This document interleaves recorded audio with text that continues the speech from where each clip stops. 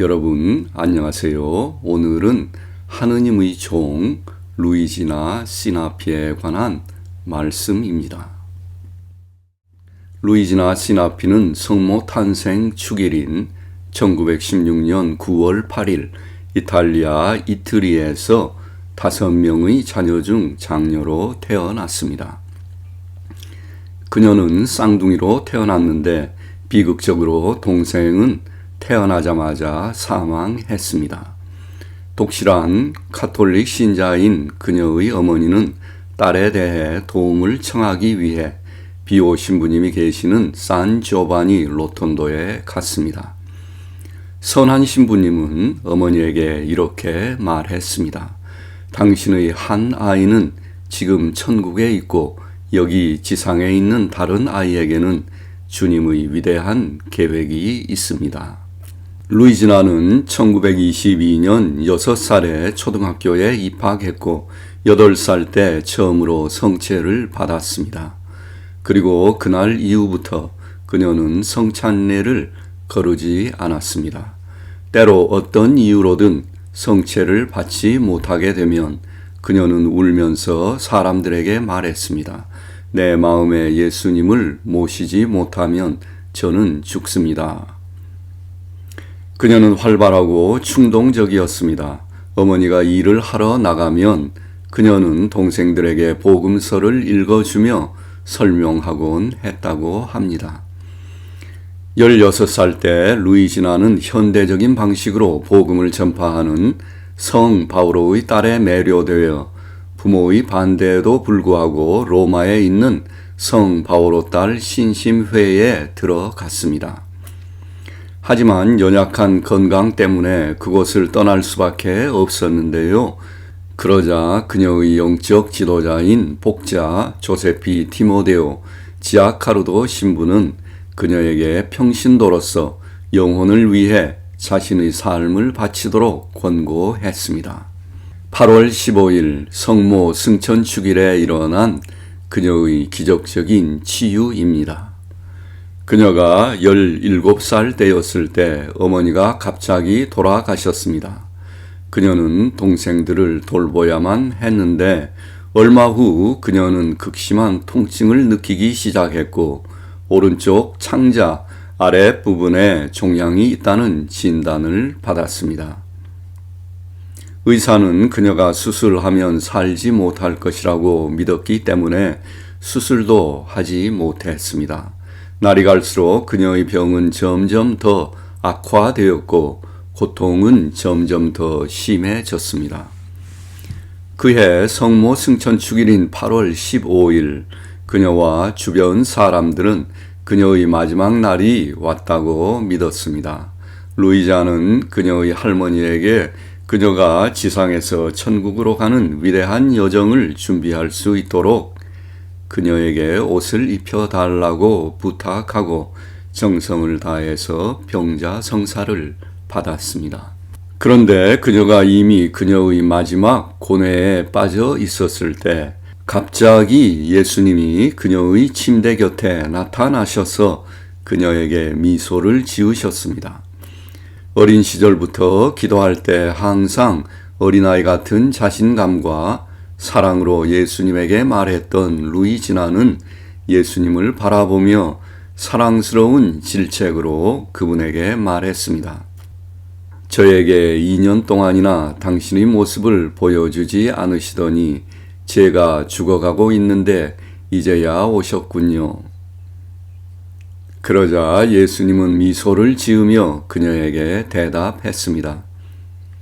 너에게 아름다운 선물을 주러 왔다. 보아라.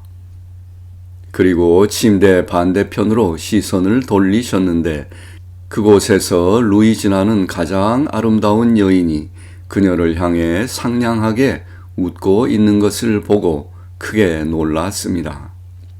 루이지나는 자신을 데리러 예수님과 함께 온 사람이 바로 자신의 어머니라고 믿으며 이렇게 외쳤습니다. 오 어머니, 천국에서 알아보지도 못할 정도로 너무나 아름다워지셨네요. 그러나 그때 예수님이 그녀에게 말씀하셨습니다. 조금 더 자세히 보아라. 그러자 루이지나는 그 아름다운 여인이 성모 마리아임을 깨달았습니다. 예수님께서 그녀에게 물으셨습니다. 우리는 너에게 제안을 하러 왔다. 너가 자유롭게 선택하여라. 너는 죽어서 낙원에 올라오기를 원하느냐? 아니면 교회와 사제들을 위해 너 자신을 희생물로 바칠 뜻이 있느냐?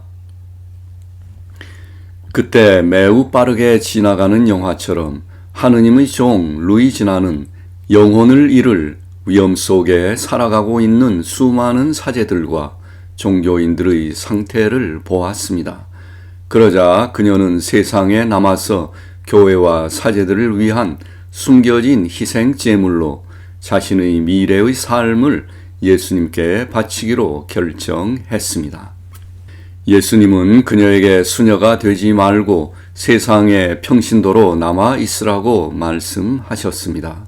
예수님은 그녀가 자주 오해를 받을 것이고 많은 고통을 겪을 것이며 외롭게 홀로 죽을 것이라고 말했습니다. 예수님은 그녀가 작은 제비꽃처럼 숨어서 향기를 낼 것이라고 말했습니다. 그런 다음 예수님은 성모님께서 그녀에게 특별한 옹호자요, 인도자, 위로자가 되실 것이라고 말씀하셨습니다. 예수님이 말씀을 마치시자 그녀의 수호 천사 사무엘이 그녀의 손을 잡았고 그러자 갑자기 그녀는 완전히 치료되었습니다. 이 기적적인 치료가 있은 후 첫째 토요일과 교회의 다른 특별한 주일에는 성모 마리아가 그녀에게 나타나셨습니다.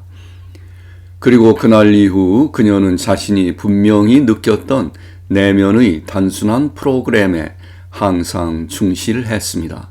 그것은 세상의 눈에 띄지 않게 숨어서 강렬한 영적 삶을 사는 단순한 평신도가 되는 것과 많은 고난을 받으며 로마의 밭고랑에 있는 작은 겨자씨 한 알이 되는 것이었습니다. 1934년에는 집을 잃었으며 가족은 뿔뿔이 흩어졌고 루이지나는 로마에서 이모와 함께 살며 여러 가지 일을 했습니다. 아마도 하느님의 종 루이지나에 관한 일화 중에서 가장 놀라운 일화 중 하나는 사도 바오로의 순교지에서 발현하신 성모님의 발현에 대한 예언일 것입니다. 1937년 4월 12일 루이지나는 마리아의 딸들 회장으로서 성 바오로의 순교지인 트레 폰타네로 순교를 떠났습니다. 그녀가 유칼립투스 나무 숲 근처의 동굴을 걷고 있는 동안 루이지나는 그녀의 경건함을 깊이 일깨우는 무언가를 보았습니다.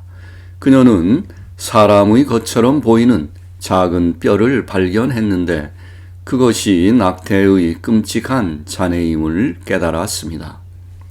그녀는 자비와 용서의 기도를 드린 후 땅을 조금 파고 기적의 메달과 함께 작은 뼈를 묻었습니다. 그러자 갑자기 성모 마리아가 큰 빛 속에서 그녀 앞에 나타났습니다. 성모님은 이렇게 말씀하셨습니다.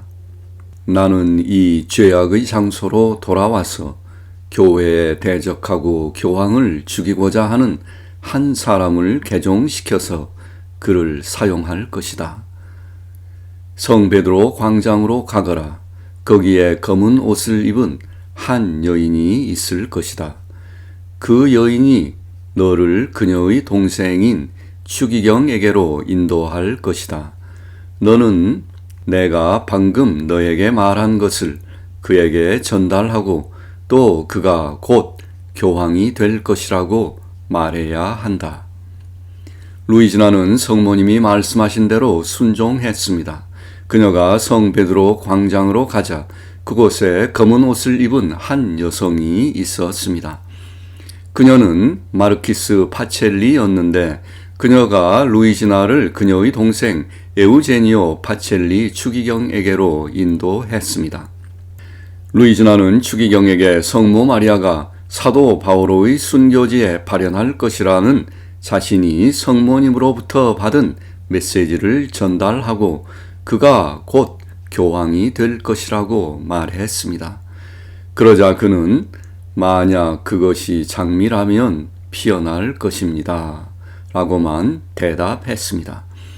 2년 후 그는 비오 12세라는 이름으로 교황이 되었습니다. 그리고 성모님이 큰 빛 속에 나타나셔서 내가 이 죄악의 장소로 다시 돌아와서 교회에 대적하고 교황을 죽이고자 하는 한 사람을 개종시키고 그를 사용할 것이다 라고 말씀하신 지 정확히 10년 후인 1947년 성모님은 루이지나에게 나타나셨던 바로 그 장소에 다시 찾아오셨습니다.